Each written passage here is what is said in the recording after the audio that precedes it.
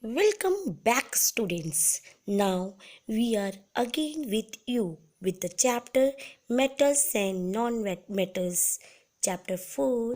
We will discuss the topic metal. Students, tell me, how can we recognize metals? Yes, we can recognize them by looking at our surroundings. It can exist in our surroundings.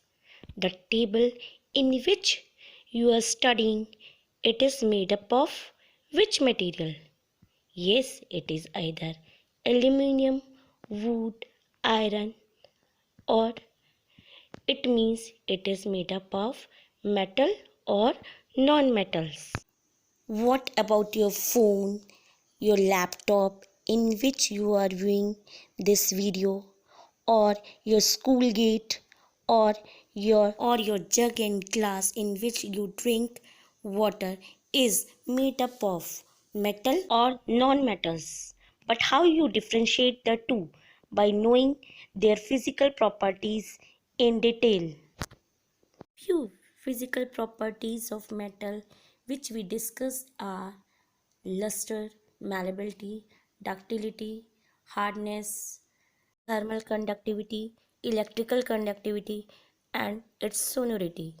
Firstly, we can talk about luster property of metal. We can take example of ornaments. Mostly all the ornaments made up of silver and gold have the shiny surface, or spoon or plate in the kitchen have a certain shine. Do you know what that shine is known as? Well, it is known as luster. That is why metals such as gold, silver, and platinum are used for making jewelry and other decorative articles. We can talk about the next property of metal, that is, metal are hard in nature. It means if a utensil drop on the floor, does it break into parts?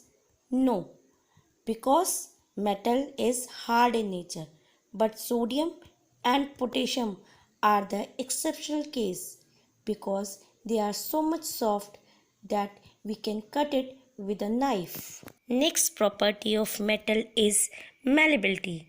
When we take a hammer and beat, most metal can be beaten into thin sheet. This property of metal is known as malleability. This property helps jewelry designers to create curved bangles, chains, and decorative articles. Do you know the another property of metal, that is ductility? Most metal can easily be drawn into thin wires.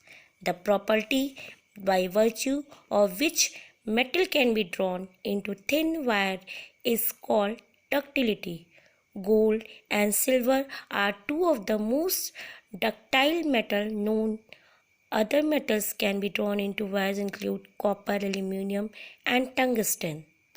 There is an amazing fact related to this property, that is, a single gram of gold can be drawn into 2 kilometers of wire. Isn't amazing? Now, next property of metal is its thermal conductivity. Metals are good conductor of heat. They help transfer heat energy evenly to the entire surface and provide even heating. No doubt, most metals are good conductor of heat.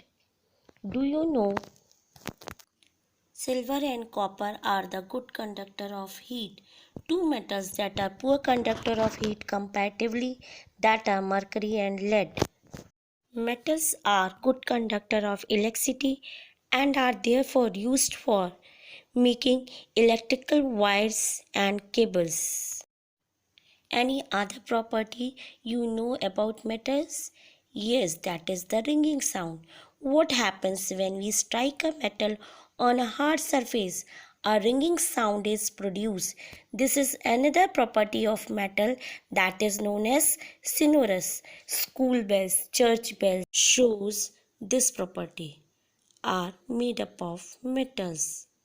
Now, in our next segment, we can learn about chemical property and uses of metal. Thank you, children.